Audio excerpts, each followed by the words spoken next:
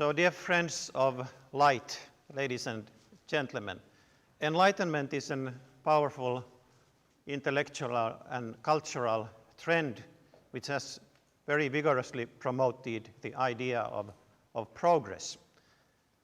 In fact, the classical study of the idea of progress by J.R. Bury in 1932 argued that the concept of progress was established only by the optimist thinkers of the Enlightenment of the 17th and 18th century. So if we want to understand Enlightenment or to rethink Enlightenment, as Yehuda Elkanah puts it, then we have to also rethink the concept of progress. And in fact, this concept is quite tricky one, even when restricted to some special area like science, art, technology, or society.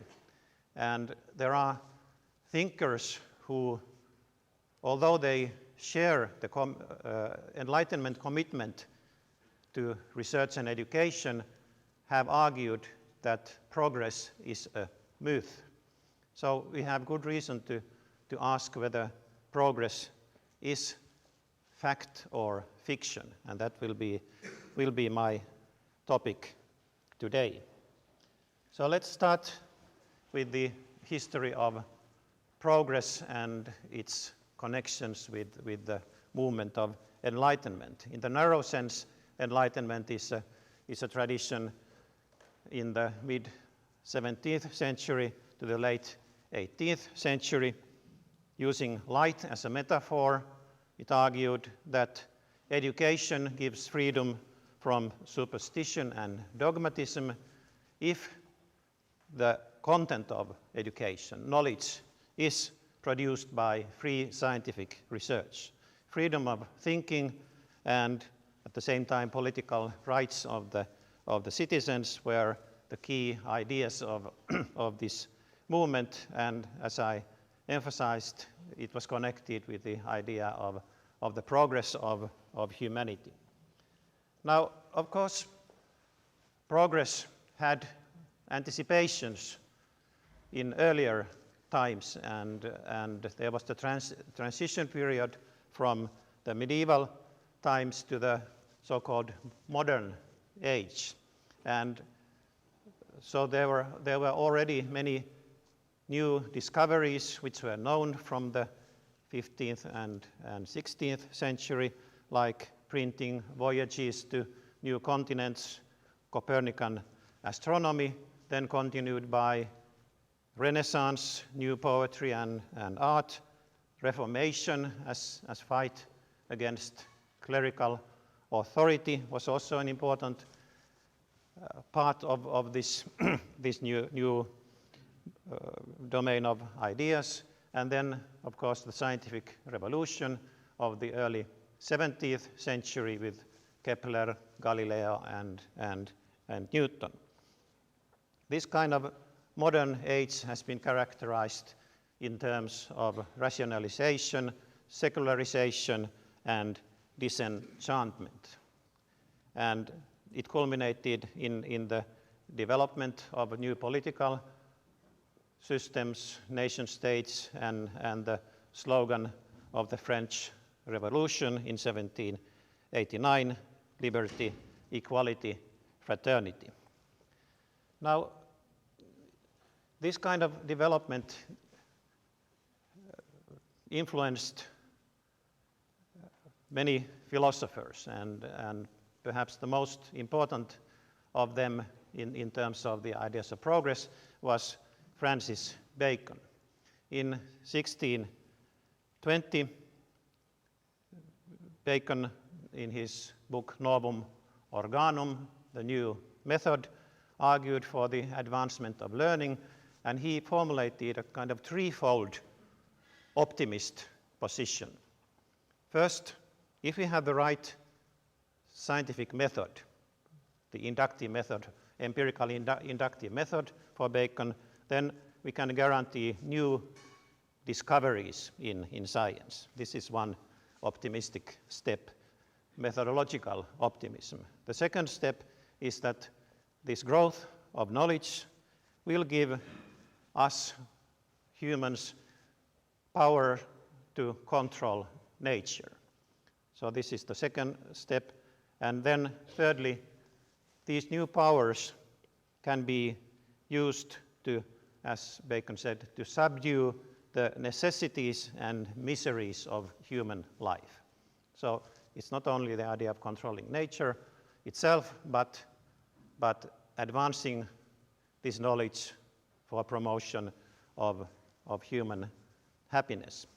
Now Bacon became the hero of the Royal Society in 1660s, which established the basic principles of the scientific community. And at the same time, there were programs like the Pan-Sophism, Education for All by the Czech thinker Comenius, the collection of all human knowledge into one big body and then transmission of that knowledge to all was the program, which was continued then by the French encyclopedists of the Enlightenment period, Diderot and Voltaire.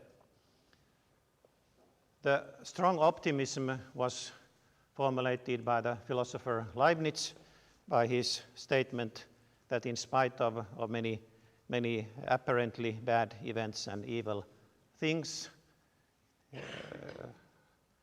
he had in mind the earthquake in Lisbon.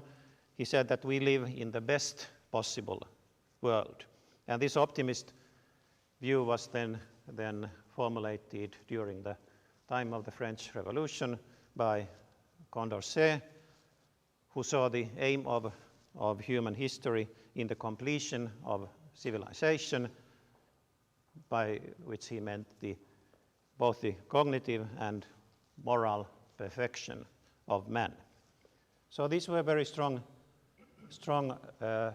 views from the 17th and 18th century.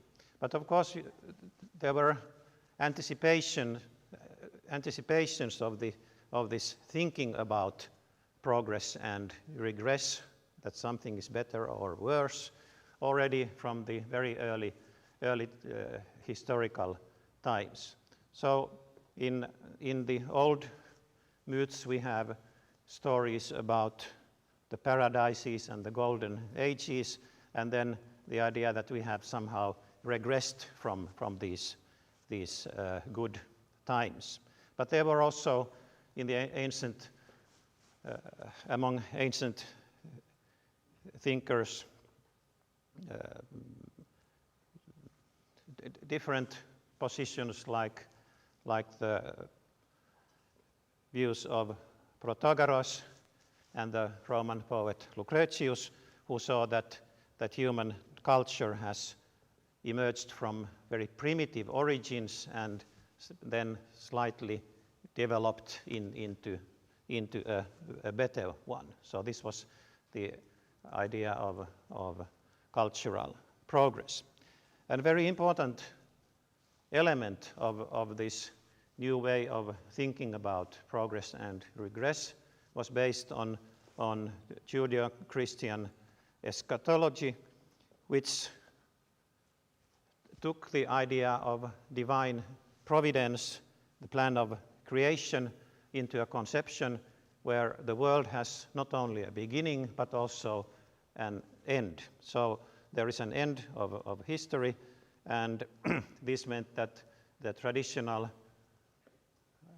cyclic conception of time, return of the old again and again, was replaced by a linear conception of time, from a beginning toward an end, and this development was seen as some sort of progression. A very influential formulation of this view was given by Augustine in the early 5th century, where he described this God's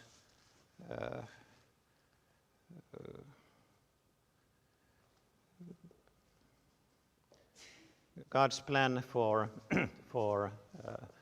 for human history, and which will end with the Savior's second coming.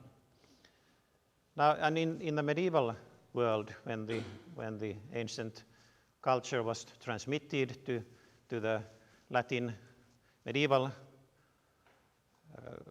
times through the Arab culture, there were emerging trends or emerging ideas of progress from the new trade, cities, the work of artisans, the idea of science as a collective and cumulative enterprise was gradually emerging, and also, of course, for the establishment of the universities was an important step.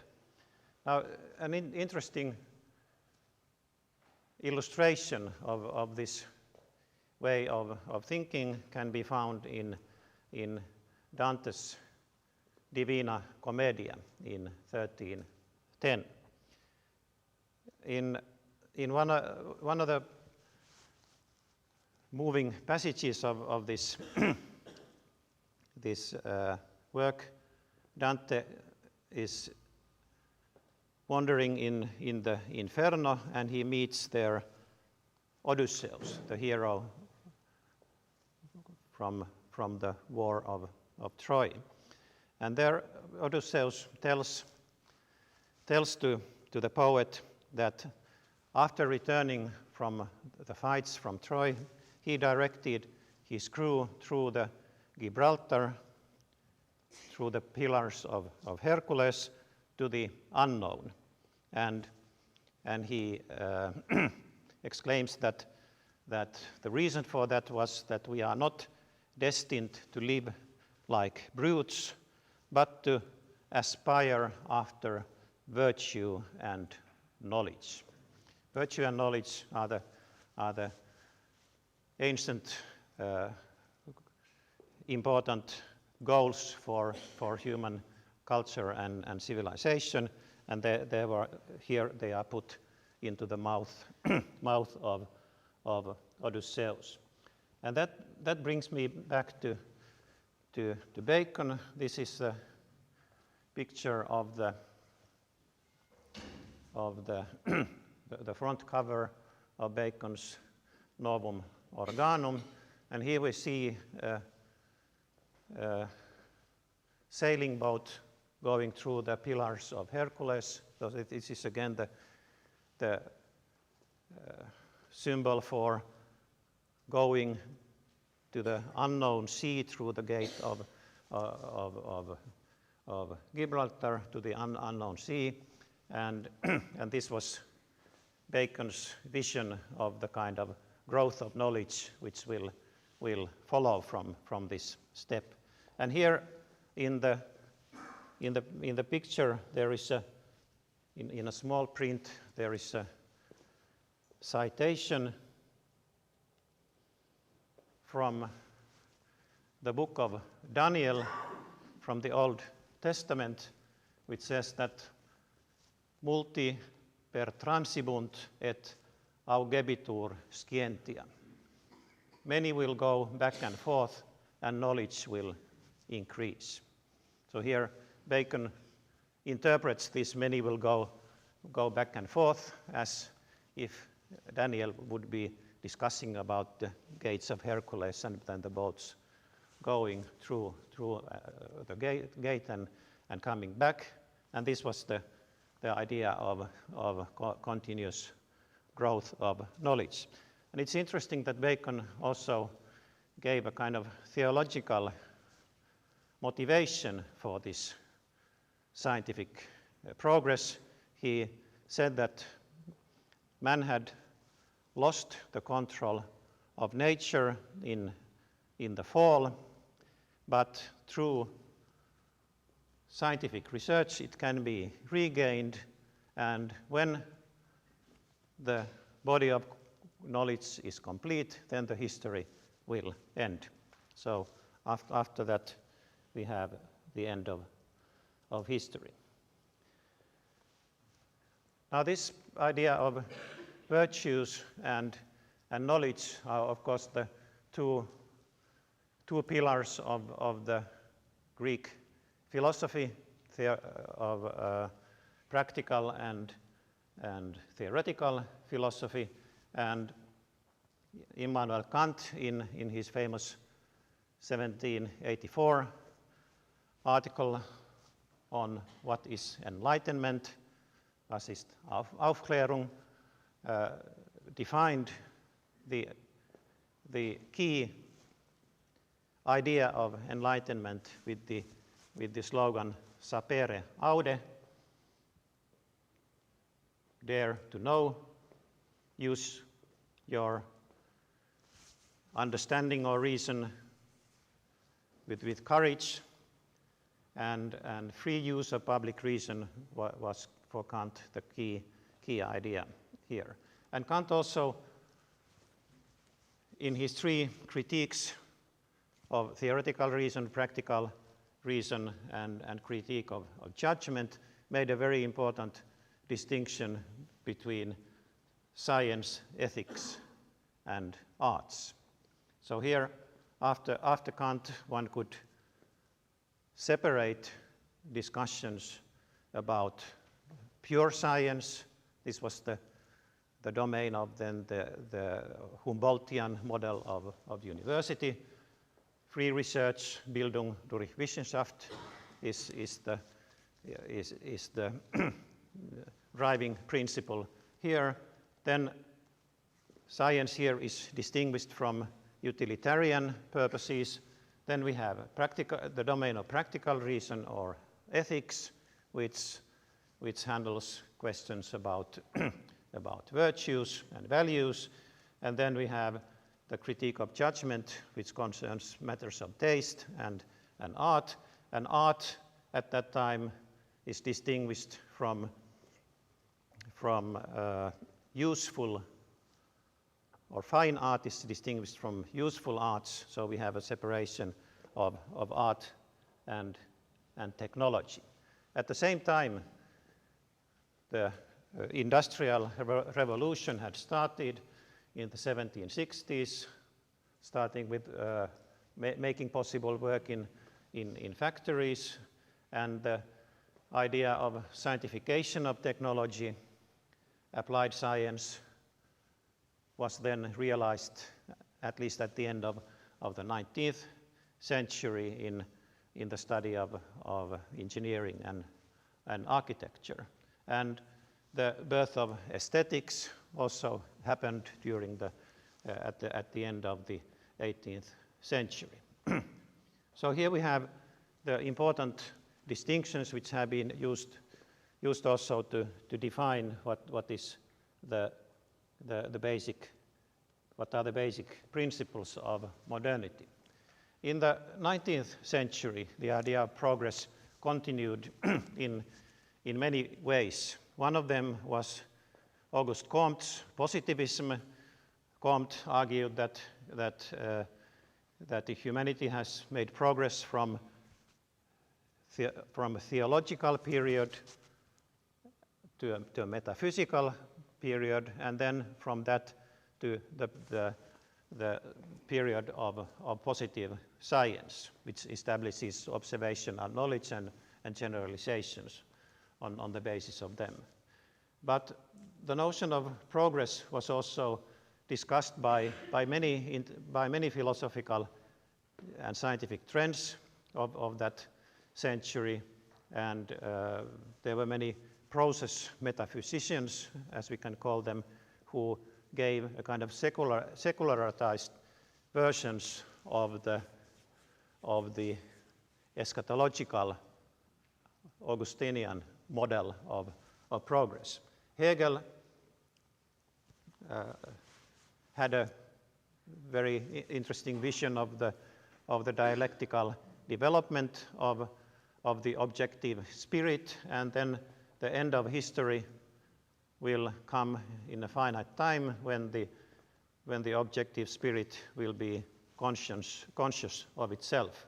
And this idea was then reformulated in different forms by his followers like Marx, Marx with the communist society, and then in the early 20th century by Georg Lukács and Kojève, and then recently by Francis Fukuyama in 1992 in his book on the end of history, where he argued that the history has come to a happy end with the victory of liberal market economy.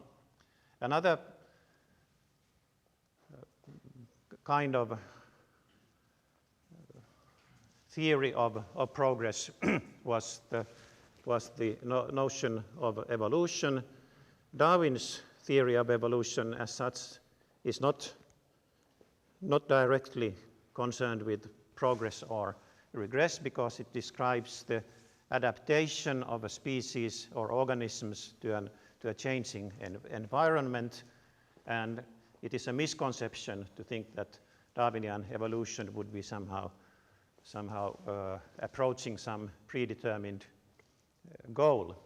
but many thinkers of that period, like Herbert Spencer and also the pragmatist Charles Peirce, took the idea of evolution as a model for the general progress of humanity toward a predestined end, like something like complete perfection and harmony.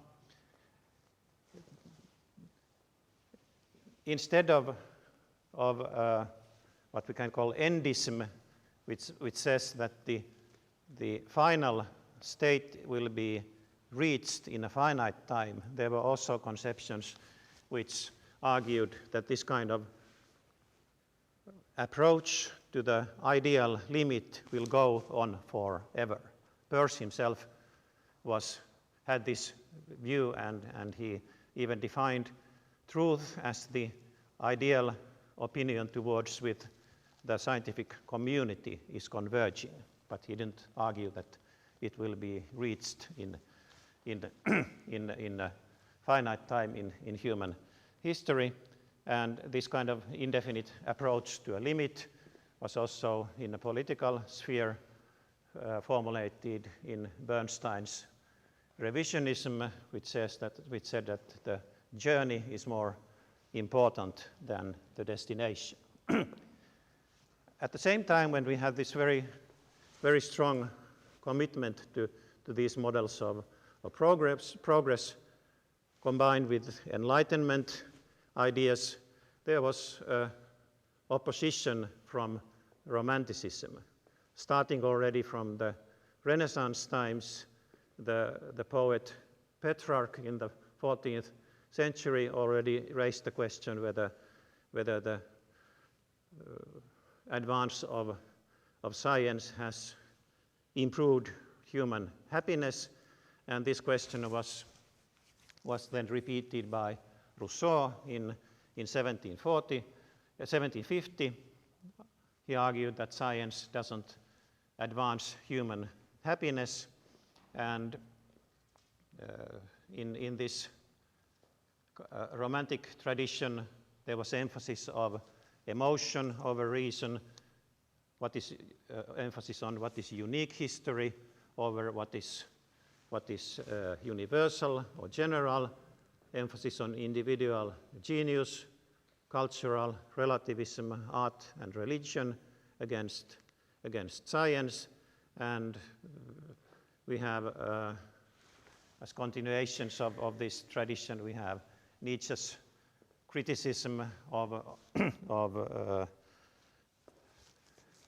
the ideas of progress of his time, and then in the 20th century, Spengler's cultural pessimism, arguing that especially technology and urbanization will bring about the decline of the West. And Spengler combined this idea also with the analysis of the Faustian nature, or the modernist nature of the Western culture. So it's no wonder that C.P. Snow, in the famous book on the two cultures, made an opposition between the pessimist literary intellectuals or humanists and the optimist scientists. And this critical discussion about enlightenment and progress then continued with many thinkers, Max Horkheimer and Theodor Adorno from the Frankfurt School in the Dialectics of Enlightenment in 1947, written in the aftermath of the Holocaust, gave a critique of the Enlightenment movement, seeing that it has been destroying its primary aims and especially criticizing the role of technological reason in the modern times. This has been a much discussed and debated topic, and philosophers like Heidegger, Jacques Ellul, and Herbert Marcuse have argued against the dangers of technology to human culture, society, and human mind. And as a continuation of this questioning about enlightenment and progress, one can also mention the so-called postmodernism, the formulation by Lyotard was that in 1980s was that grand stories or meta-narratives are incredible, and the culture is now a kind of web of or network of incommensurable language games and insolvable value conflicts. And in this tradition, Plato's old values, which were also cherished by the Enlightenment, truth, goodness, and beauty, are seen as ideological constructions.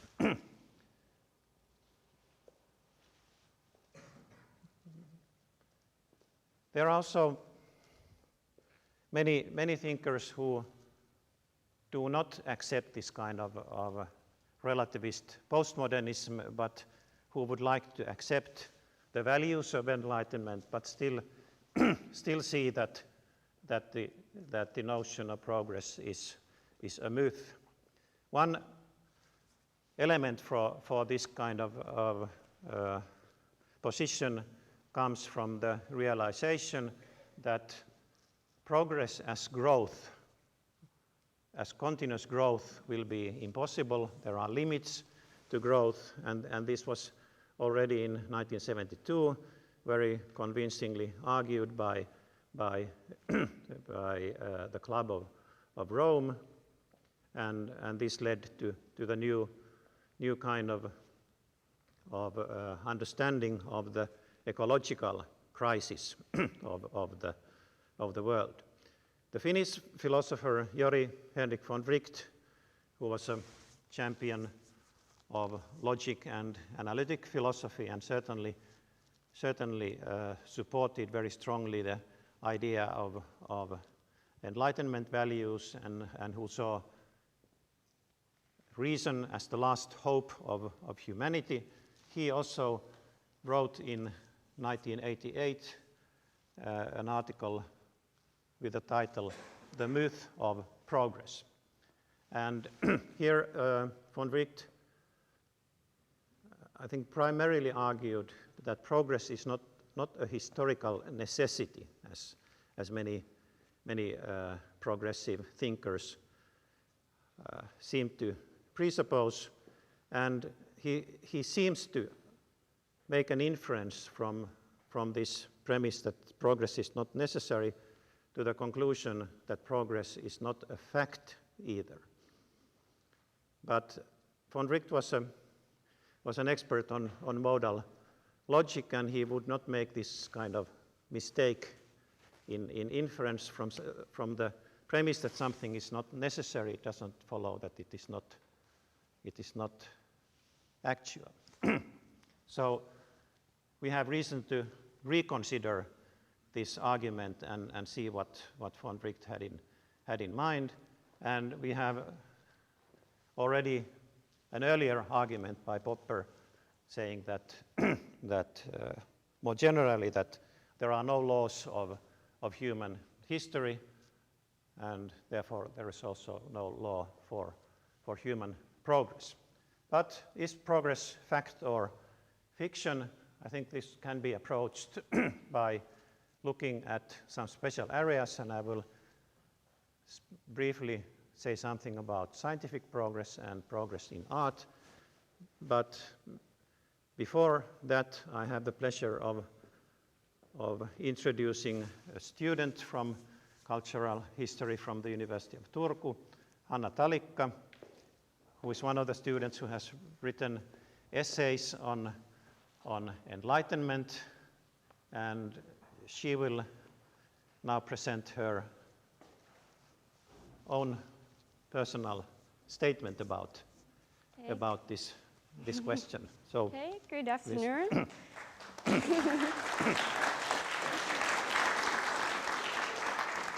I'm going to read my thoughts on progress in 18th century and today. Writings of the 18th century exhibit a need to define a new premise for good life and happiness. What is worth striving for? Truth, power, education, or pleasure? What is the best way to live, both independently as a part of society? What is it to be human? Thinking in the 18th century can be seen as having been developed by change and encounter with the unfamiliar. The changing world of the 18th century and the preceding centuries challenged the traditional view of humanity, making it necessary to introduce a new definition. In the same way, the explorations of the early modern period, regard for the antiquity, the emergence of industrialization, and the encountering of other cultures forced European culture to redefine itself. Other cultures often stood for different values and ways of living, which led to both questioning and defending the morals and customs of European culture. The century was also attempting to find its place in history by defining itself as the period of reason and progress. Furthermore, criticism of religion shook the foundations of morals, which consequently had to turn to reason in order to find a new basis. In my view, all of this is visible in the texts that this period produced. Travel literature, and for example, travelogues of James Cook, describe indigenous cultures, and some writers endeavored to account for the superiority of European culture, while others criticized it. Philosophers deliberated over matters such as human nature, thought, and mind, but in addition, they debated on the best possible way of living together. Yet literature might concentrate on illustrating pleasures, also one of the ways of striving towards happiness. Anyone who reads the thoughts of the 18th century thinkers may notice that the subject matter does not differ substantially compared with contemporary literature. Questions of good life and personal development are discussed today as well. However, familiarity may be deceiving. We cannot presume that Kant, Descartes, or any other writer of the 18th century understood the themes of their period as we understand them now. Nevertheless, it is extremely tempting to see parallels between both time periods. Especially surprising in their topicality were Rousseau's ponderings on humanity and happiness, which had been inspired by encounters with Native Americans. However, his thinking did not quite match the general line of thought. Already in the 17th century, Hobbes had taken as his points of departure the suffering and unhappiness of humans in the state of nature. from which men could remove themselves by establishing ownership and a society that would defend their lives. In fact, one thought often connected to the 18th century is that development and progress lead towards happiness and harmony.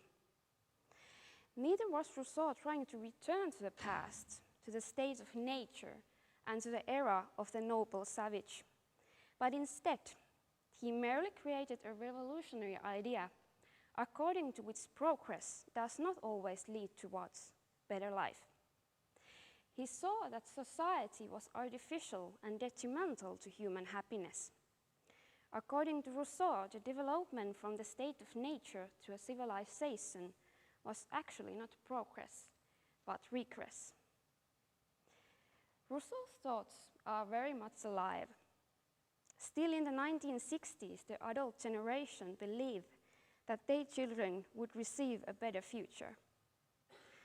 However, is it generally thought today that the future does not bring only good things, but that in actuality, everything used to be better? The currently rising trend is to revert to natural ways of living, maybe to favor homemade or even raw food, to slower the work pace, to reduce the number of possessions, to move to the countryside, and to reset all of the development which had led to hard values, pollution, isolation, and depression. The words natural and nature are also becoming popular in commercial argumentation, whether it is about food, cars, travel, or cosmetics.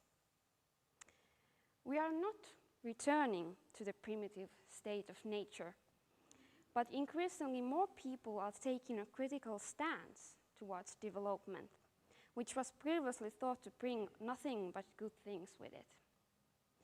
Just as Rousseau thought, we cannot stop progress or return to the wild, but instead we endeavor to turn progress to the right direction. Are the contemporary people who try to maintain a slower pace and favor organic food in some way descendants of Rousseau's thinking? Is this sort of a comparison even thinkable? Nature and naturalness nevertheless mean very different things to Rousseau and to today's people, but the basic thought shares some of these similarities.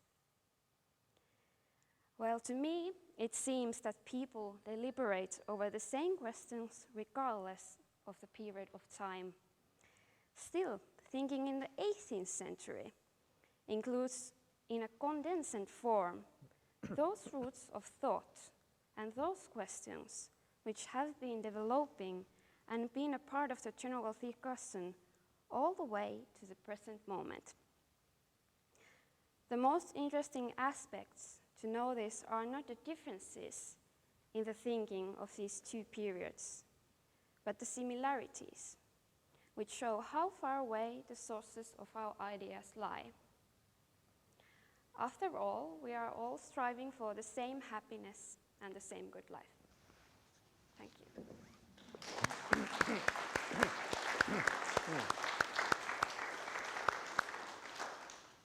So thank you, Hanna. I will come back to these questions about happiness and good life at the end of my lecture, but before that, let me try to consider the tricky notion of progress in the fields of science and art.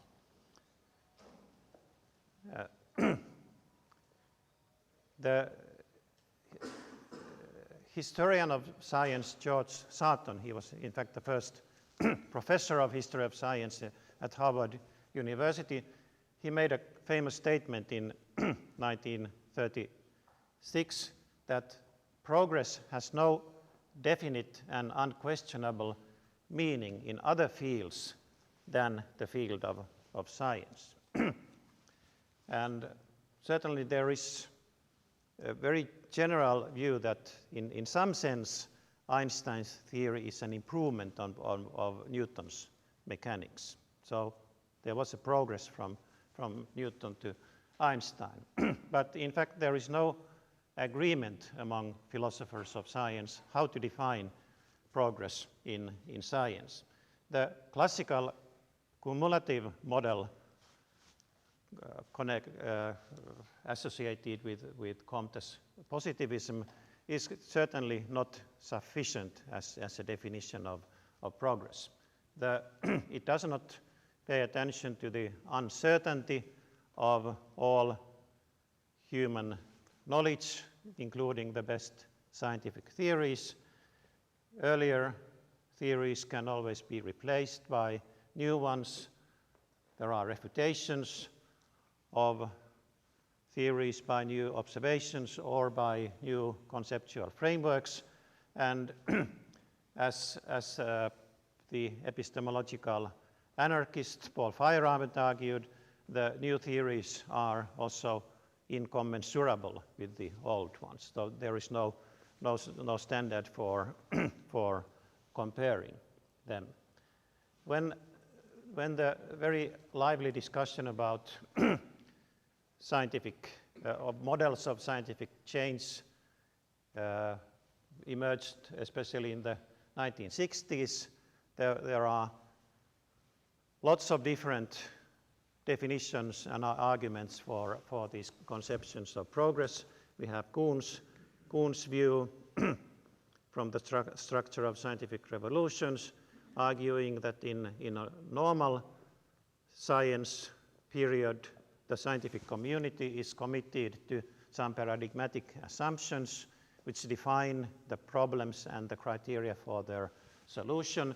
But then there will be anomalies for these paradigmatic assumptions, and eventually each paradigm will go into a crisis, and then the change from one paradigm to another is a scientific revolution.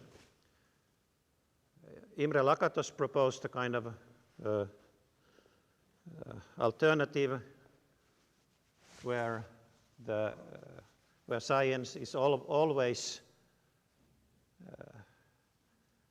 filled with competing scientific research programs, and the only notion of rationality concerns the progress within a program, but then again change from one program to another is a kind of revolutionary step. Larry Loudon proposed that the progress of science could be measured by the problem-solving capacity of research traditions. Nicholas Rescher, the methodological pragmatist, reduced scientific progress to its technological applications.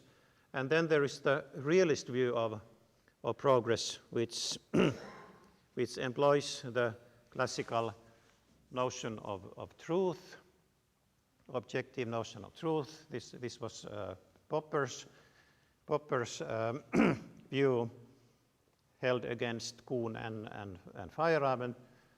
And Popper also accepted the fallibilist principle that theories can always be refuted.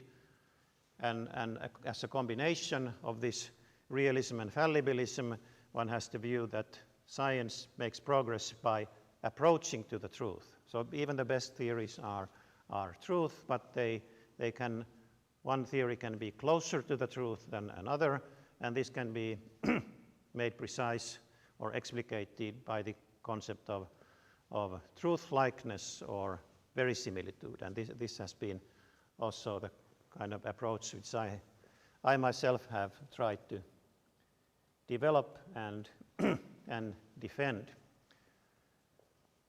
Now, one lesson from this kind of debate on scientific progress is that progress is a normative value concept. It is relative to the aims of scientific inquiry. We may have the notions like truth and information and explanatory power as the epistemic utilities which define what is important in science. In addition, simplicity, even beauty may be criteria. But the most convincing notion of progress, at least in my view, takes seriously the idea that that science is a creative attempt to propose theories which describe an external reality, which may be nature, human mind, or society, and somehow the measure of progress has to be relative to this external goal and to the question how well the scientific theories are able to describe this goal. Now, if the notion of scientific progress is controversial, the more so is the concept of progress in art. And we could think that art is somehow similar to science in the sense that the artists will formulate or design, build, construct new works of art by their creative imagination, and then there is some standard for these for the value of these products. An extreme position would be to say that anything new and novel in art constitutes progress, but then traditionally one has added some condition which is comparable to the condition of truth in science, and here the concept of beauty is relevant. But if one reads theories of art, then perhaps the notion of beauty is even more problematic than the notion of truth.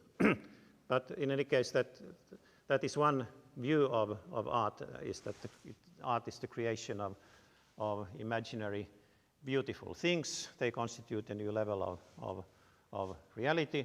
But then there are theories of art which advance additional criteria. There are realists who claim that art is or should be a representation of some external or inner reality, like landscape or the artist's own mental states. There is the emotivist view, art as expression or transmission of emotions. There are trends in religious and political art. There is the functionalist view that works of art should have a form which follows their function, etc. So all these different views are then also related to the requirement that art should provoke aesthetic experience, and art can be criticized and evaluated. And of course, there is progress in art also in terms of the new techniques and instruments, as we can see in this museum.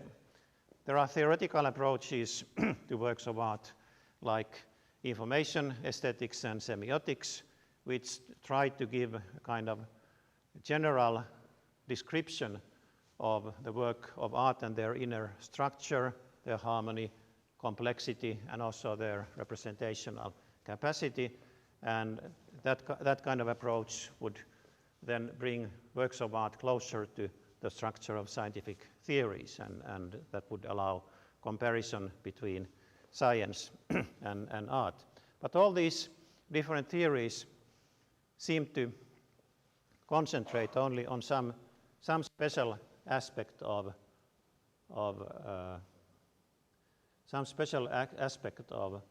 art. So is there progress in art? Take some examples from painting. Here we have Da Vinci's The Holy Communion. Here we have painting by the Finnish artist Albert Edelfelt, which also has a religious impact. This is a procession for the funeral of a young child. And here we have one of the paintings of Picasso. So is there some progress in this respect? Now there is a position formulated by the Austrian historian of art Alois Riegel, which says that the history of art, like painting and music, architecture, sculpture, exhibits different styles which cannot be compared with each other.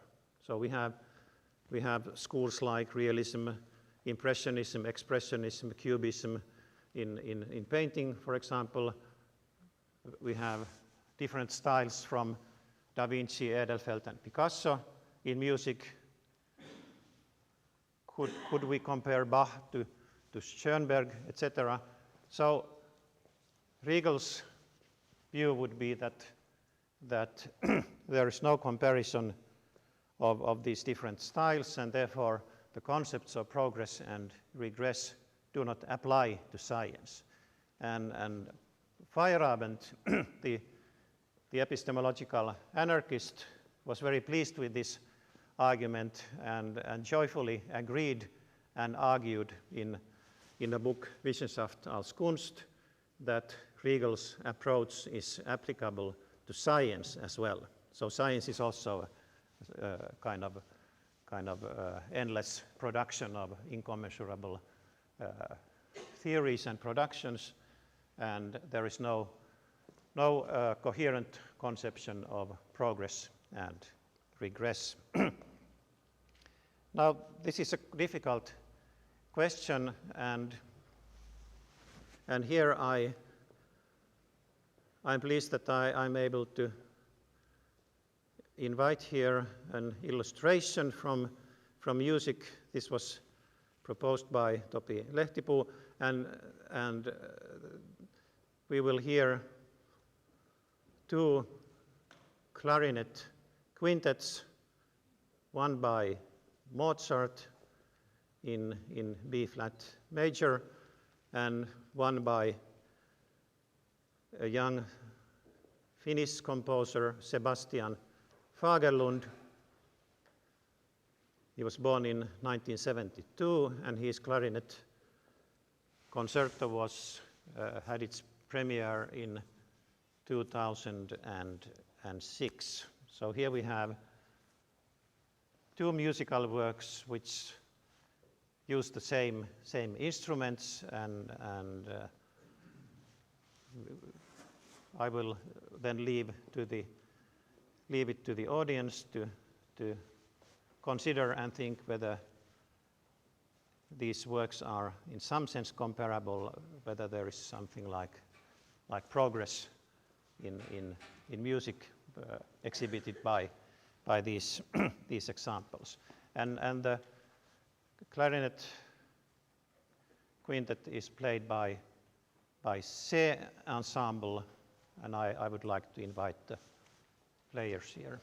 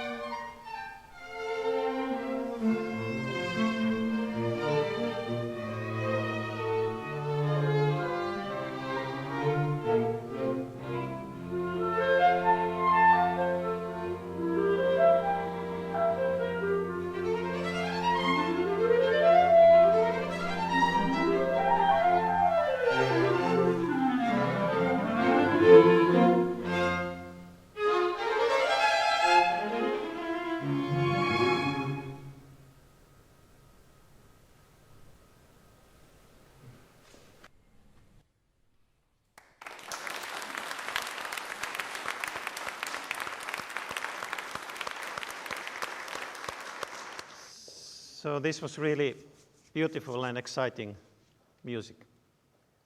I guess you agree, but we can discuss it. So in the last section of my lecture, I try to say something about social progress, or progress in society. And I think the illustration from science and art show that progress is a value concept. And also social progress is a value concept. And this was really what von Wright had in mind when he argued that progress is a myth. So what he was really arguing is that from facts about human society and history, you cannot derive or logically conclude what are the criteria for human progress. So he was appealing to the fact-value distinction.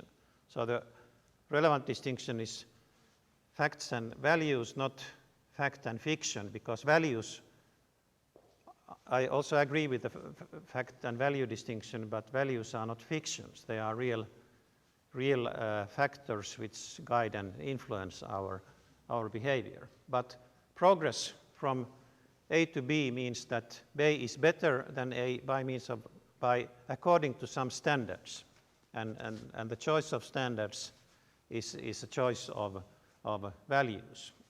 And here, if we want to measure social progress, I think we have to appeal to two kinds of criteria. One of them is subjective experiences like emotions and happiness of the real people, and then there are objective criteria of progress which are measurable states of affairs or something which can be expressed by social indicators. And in a democratic society, it is up to the citizens themselves to decide about their conception of progress. And this is what happens in politics, where we accept the principles of democracy, and education and enlightenment are in almost all cases among such values. Now, this kind of idea of standards, or value standards, need not be a kind of utopy which was criticized by Popper in The Poverty of Historicism. Popper argued that utopies have been harmful in human history, and he recommended kind of reformist piecemeal social engineering, where we aim to remove some defect, not by realizing some perfectly ideal state. Popper argued that revolutions are rational in science, but not in politics. So we have different conceptions of politics, and this kind of idea of value standards may appeal to both of them. And here I just mention in passing that in future studies there are methods which try to cope with problems which were emphasized by Yehuda. We have complex and messy systems and multi-dimensional revisable goals, and still we want to somehow influence future by seeing it as an open tree of possibilities, but we design the future by assessing the probability and desirability of different scenarios. But I will not go into that methodology, but rather I will give some illustrations of the very lively debate on the standards of social progress, which is now going on. And usually these proposals are multi-dimensional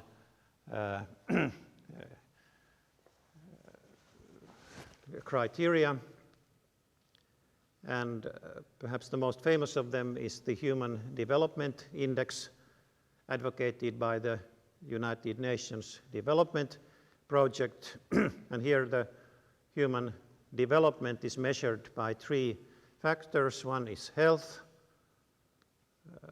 explicated by life expectancy at birth. The second is education, adult literacy and years of schooling. And the third is living standards or wealth, GDP per capita. So this is an alternative to the economical model of measuring progress just in terms of wealth or GDP, and health and education are added as criteria.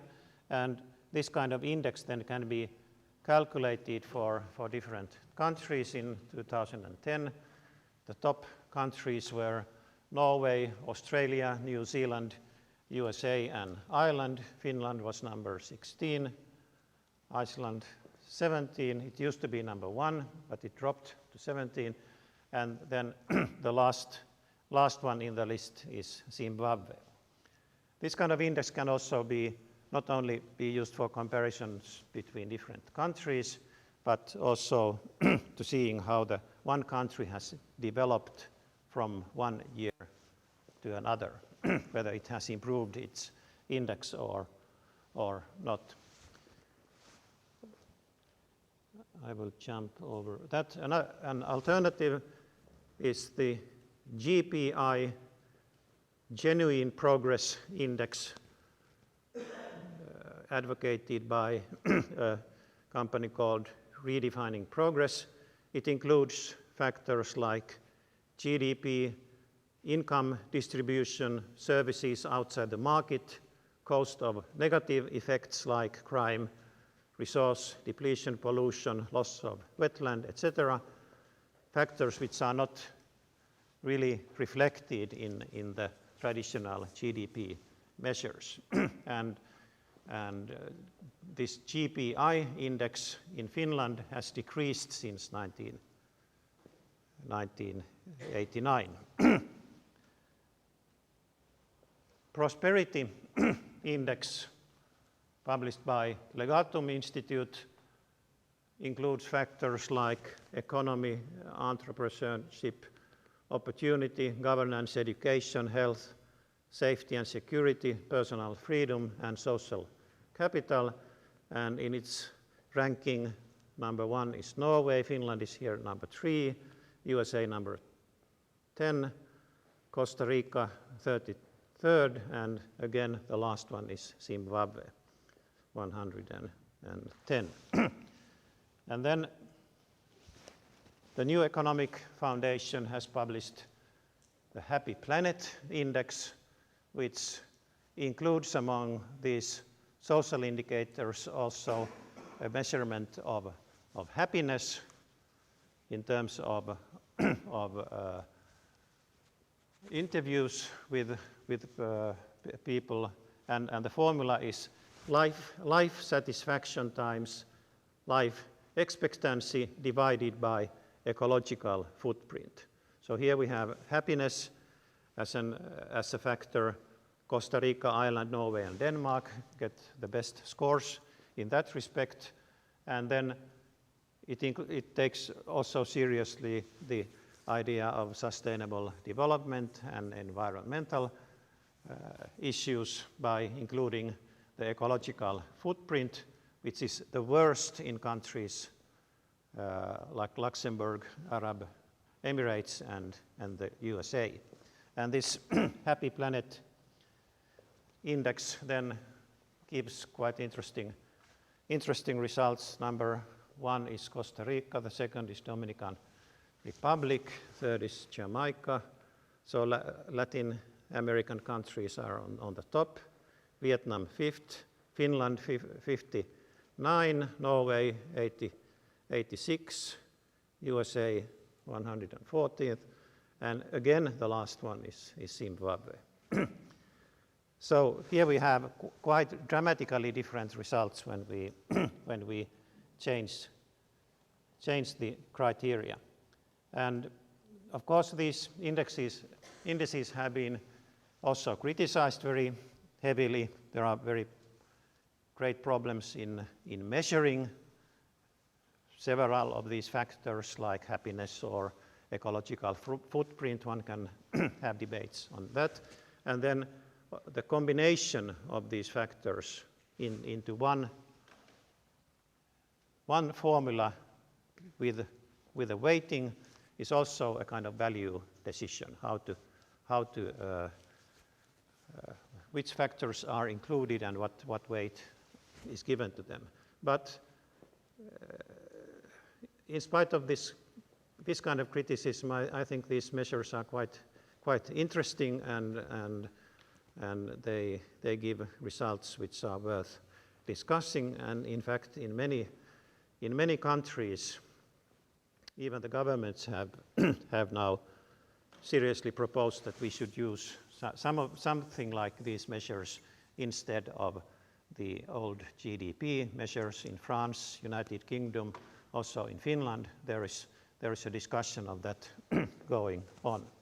Now, these measures are backward-looking because they take into account earlier performance.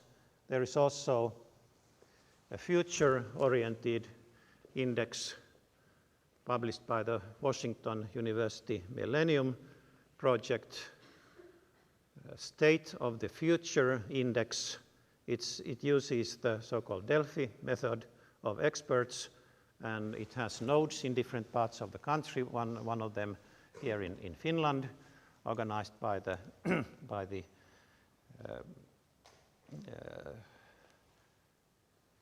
Institute of Future Studies here in Turku, and it includes 29 variables, and it forecasts, at least in the last round, it gave a forecast of progress in life expectancy, child mortality, adult literacy, GDP per capita, conflicts, and internet. So progress means here reduction of mortality, of course. And then regress in factors like carbon dioxide waste, terrorism, corruption, global warming, suffrage, and employment. So these are illustrations of different ways of looking at different countries and their performance in terms of progress and regress. So my conclusion is that the kind of clash between optimist and pessimist views is a continuous feature of our human culture. We always have these two positions, but we should not assume, as perhaps some old Enlightenment thinkers thought, that there is a kind of law for optimism or law for pessimism, a law which says that the human condition is always improving or that it is doomed to fail. There is no law-like necessity in either direction. So my position would be what is usually called meliorism, the idea that progress, while progress is not a necessity, it is still a possibility, and we should work for that by means of criteria which we should discuss among ourselves. And then, so the conclusion is that it is up to us to hold on to the best Enlightenment values in our strive for a better world. Enlightenment in that sense is not dead but alive, but we have to continuously rethink it. Thank you.